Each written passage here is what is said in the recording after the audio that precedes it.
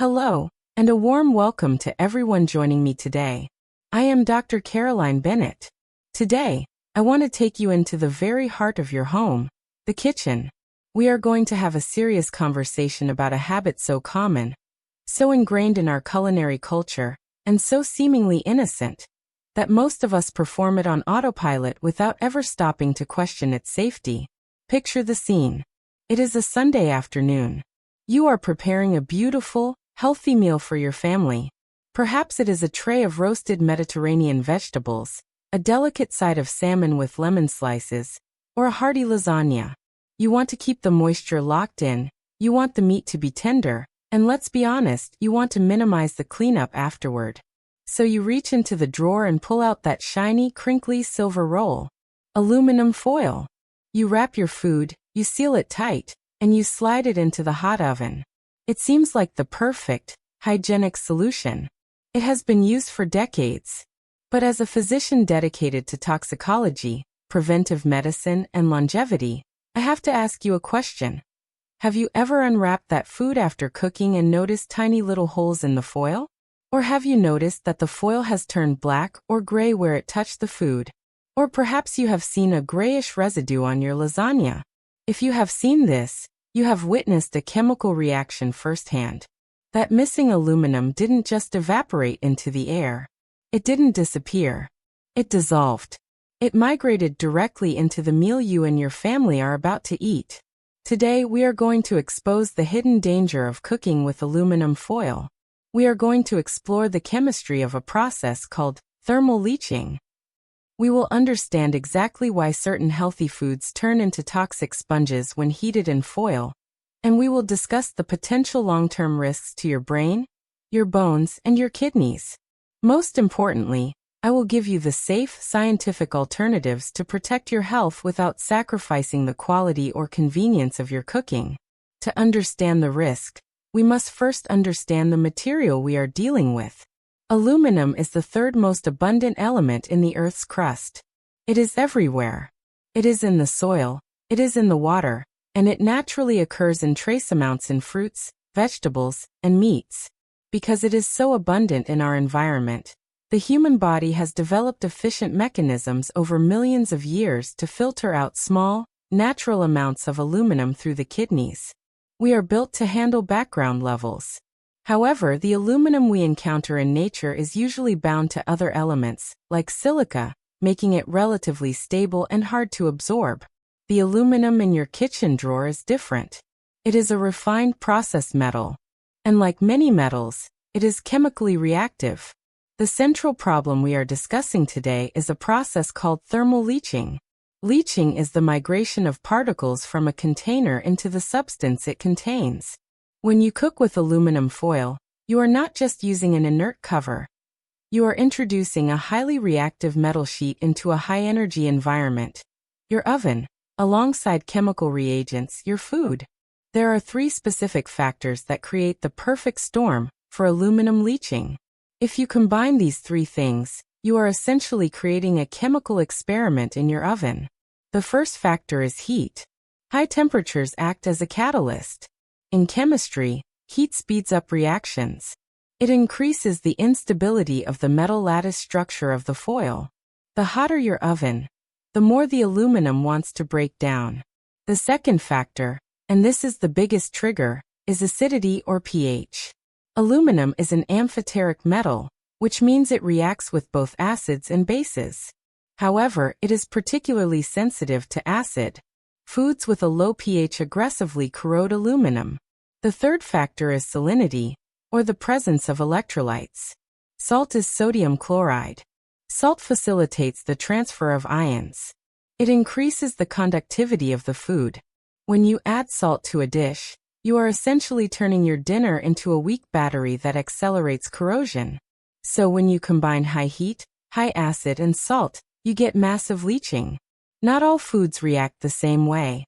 Wrapping a dry turkey sandwich in foil for lunch is relatively safe because there is no heat and little liquid reaction. The danger lies in the oven. There are specific categories of food that act as solvents for aluminum. I call these the forbidden foods for foil cooking. The first and most significant offender is the tomato. Tomatoes and tomato-based sauces are highly acidic. Whether it is a lasagna, a pasta bake, or roasted cherry tomatoes, the citric and malic acid in the tomatoes reacts aggressively with the aluminum ions. Scientific studies have shown that tomato sauce cooked in aluminum foil can increase its aluminum concentration by up to 400%. Think about that number. You are taking a heart-healthy food full of lycopene and literally seasoning it with a neurotoxic metal. The second category is citrus fruits. Many of us love to bake fish and papillote in a parcel with slices of lemon, lime, or orange. This is a culinary classic, but a toxicological mistake. The citric acid in the lemon attacks the aluminum oxide layer on the foil immediately. If you add white wine to that fish, which is also acidic, the effect is compounded. The aluminum salts that are created dissolve into the juices of the fish, the very juices you pour over your meal as a sauce. You are eating the corrosion. The third category is vinegar and marinades. Any marinade containing balsamic vinegar, apple cider vinegar, or wine is highly acidic. Marinating meat in a metal bowl or wrapped in foil breaks down the metal surface before it even hits the oven. The fourth category involves spicy foods and salt. Interestingly, spices containing capsaicin, like chili peppers, and high levels of table salt increase the leaching process. Salt provides the ions necessary for electrochemical corrosion. When you have a salty, spicy, acidic dish, like a Mexican roast or a spicy curry, wrapped in foil, you create an aggressive chemical environment that strips aluminum layers rapidly. So you ingest the aluminum. What happens next? I often hear patients say, "Dr. Bennett, isn't aluminum safe? We use it for everything. It's in cans, it's in cookware." This is the great controversy of modern toxicology. The World Health Organization and other food safety bodies have established a provisional tolerable weekly intake for aluminum. They estimate that the body can handle a certain amount per week before it becomes toxic. Here is the problem. In our modern industrial life, we are already bombarded with aluminum from sources we cannot control. It is in our antiperspirants. It is in baking powder as an anti-caking agent. It is in processed cheese. It is in our drinking water as a flocculant. It is in antacids. We are already pushing the limit of what our kidneys can filter on a daily basis. This is what we call the body burden. When you cook acidic food in foil, one single meal can provide a massive bolus dose of aluminum that, when combined with your daily background exposure, pushes you well over the safety limit. When the intake exceeds the kidney's excretion capacity, the body has to store the excess metal. It cannot keep it in the blood, so it sequesters it in the tissues. And the tissues where aluminum likes to hide are the brain and the bones. Let's talk about the brain first. This is the most frightening and debated aspect of aluminum toxicity. Aluminum is a known neurotoxin. There is no biological function for aluminum in the human body. We do not need it. In the 1970s, doctors discovered a condition called dialysis encephalopathy. This was a form of dementia observed in kidney patients who were exposed to high levels of aluminum in their dialysis fluid. This tragic discovery proved, without a doubt, that aluminum can cross the blood-brain barrier and destroy brain tissue. The link to Alzheimer's disease remains a subject of intense research and debate. However, here is what we do know. Autopsies of Alzheimer's patients frequently reveal significantly higher concentrations of aluminum in the brain tissue compared to healthy individuals of the same age. We know that aluminum acts as a pro-oxidant in the brain. It promotes oxidative stress and inflammation. Some researchers believe it encourages the clumping of beta-amyloid plaques and tau tangles, which are the physical hallmarks of Alzheimer's degradation. While we cannot say definitively foil causes Alzheimer's, as a doctor of longevity, my philosophy is the precautionary principle. If a substance is a known neurotoxin, if it accumulates in brain tissue, if it promotes inflammation, and if it is easily avoidable, why risk it? Why add that burden to your brain? Why take the chance when the solution is so simple? Now let's talk about bone health. This is crucial for my audience over 50. and especially for women concerned about menopause and bone density. Aluminum is what we call a molecular mimic. To the body, aluminum looks a lot like calcium. When aluminum accumulates in the system, it settles in the bones.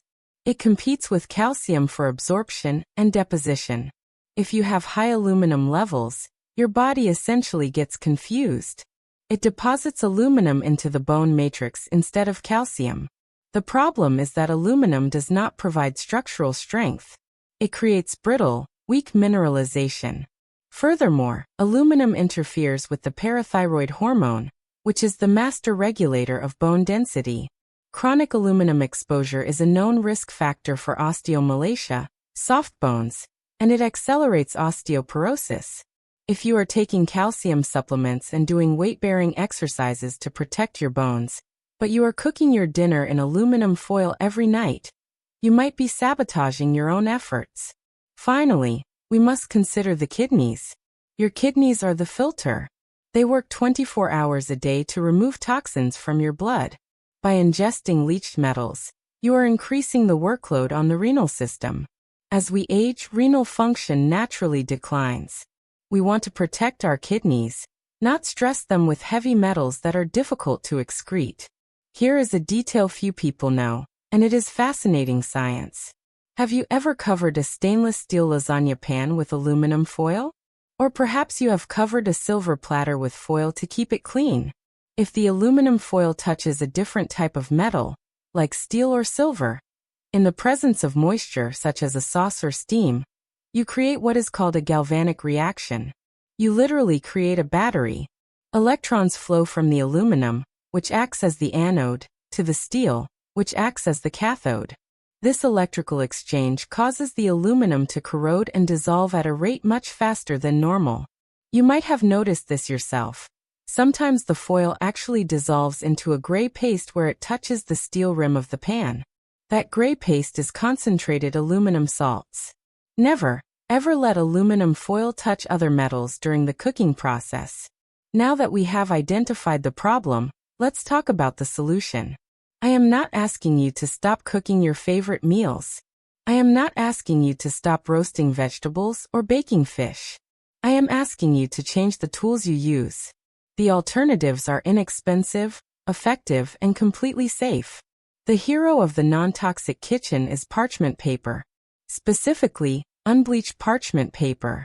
This is your best friend. Parchment paper is made of cellulose that has been treated with silicone to make it non-stick and heat-resistant. It is chemically inert.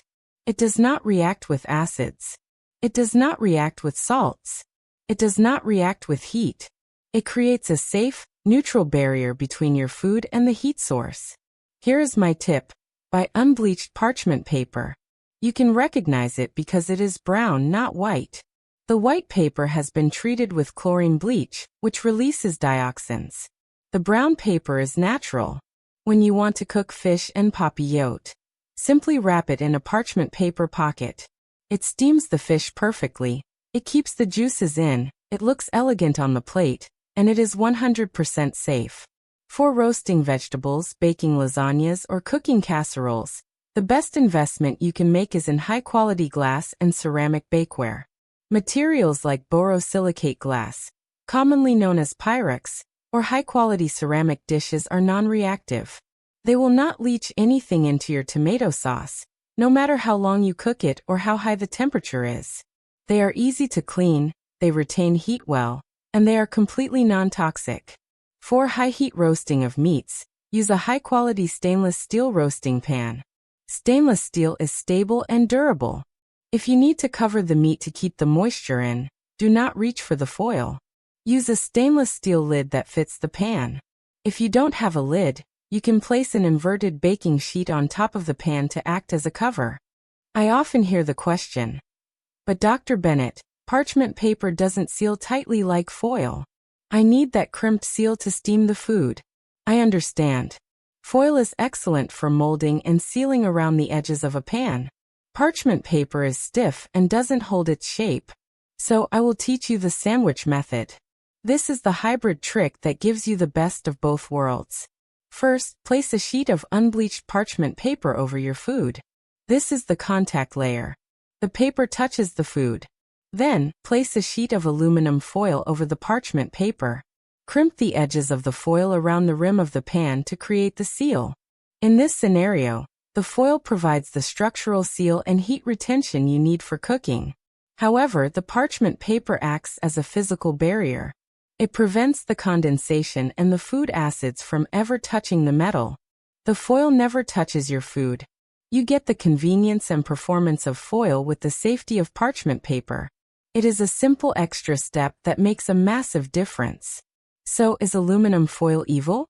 Must we banish it from our homes entirely? No. It has its place. It is a useful tool if used strictly for storage and not for cooking. Here is Dr. Bennett's protocol for safe usage. It is generally safe to use foil for cold storage. Wrapping a dry sandwich, a block of hard cheese, or raw vegetables in foil to put in the fridge is acceptable because cold temperatures inhibit the leaching process.